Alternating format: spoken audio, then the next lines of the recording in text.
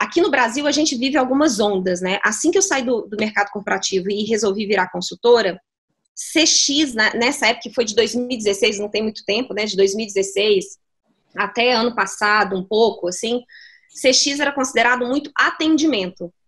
Então, a gente trouxe para o Brasil um conceito de CX, mas ele ainda estava muito voltado para atendimento. Então, de todas aquelas áreas que a gente trabalha, né? De todas aquelas áreas de CX, eu só via falar de atendimento. Agora, de 2019 para cá, é que eu vejo de uma maneira muito forte CX virando pauta estratégica.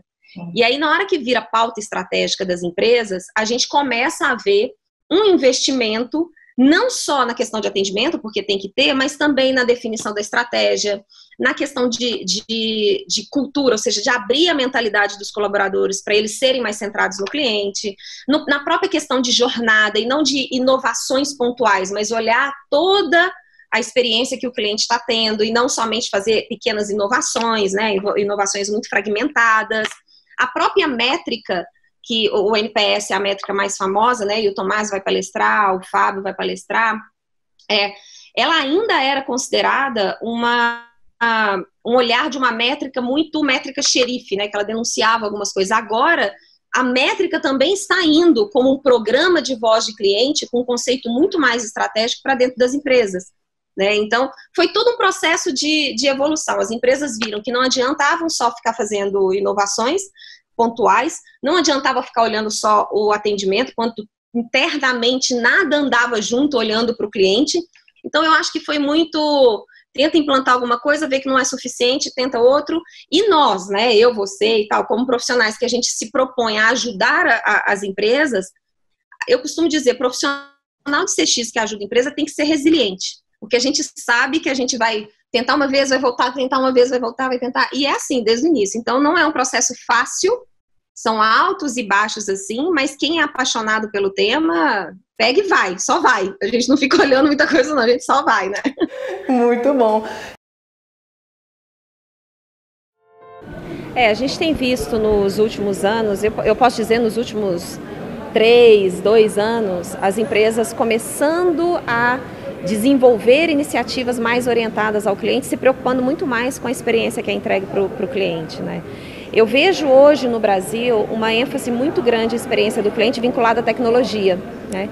E talvez em pouco tempo o grande desafio, não só para o Brasil, mas para qualquer empresa que esteja passando por essa transformação digital orientada à experiência do cliente, que elas vão ter que entrar numa nova fase que é muito mais voltada para o emocional do cliente, né? Uma vez que a tecnologia está implementada, e que a novidade da tecnologia ela já passou, já diminuiu o esforço tanto da empresa quanto do cliente, uma segunda fase dessa experiência do cliente que eu vejo que as empresas vão ter que focar é como é que eu desenvolvo, entrego uma experiência para o cliente que fique mais na memória do cliente e que desenvolva uma parte emocional maior, né?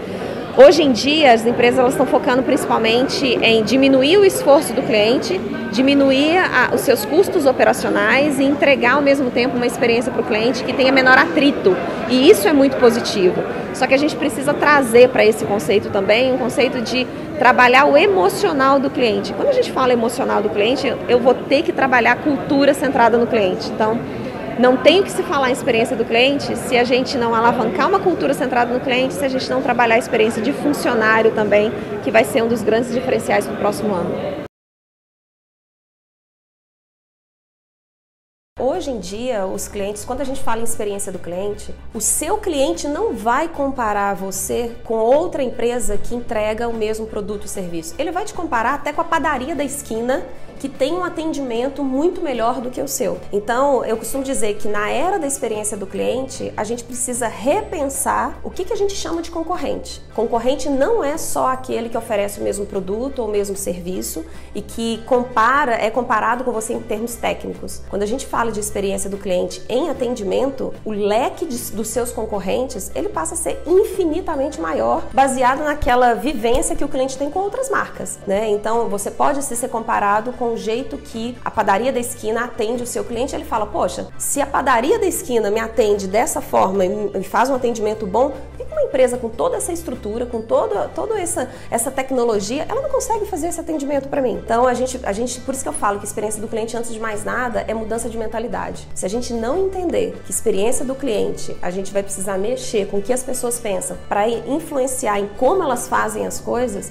aí fica muito difícil. A gente vai se limitar a pensar em produto, em serviço, e hoje, como está muito forte a gente falar em omnichannel, a gente tem que tomar muito cuidado de não migrar de product-centric, ou seja, centrado em produto, para channel-centric, centrado em canal, né? A gente tem que pensar em experiência como um todo.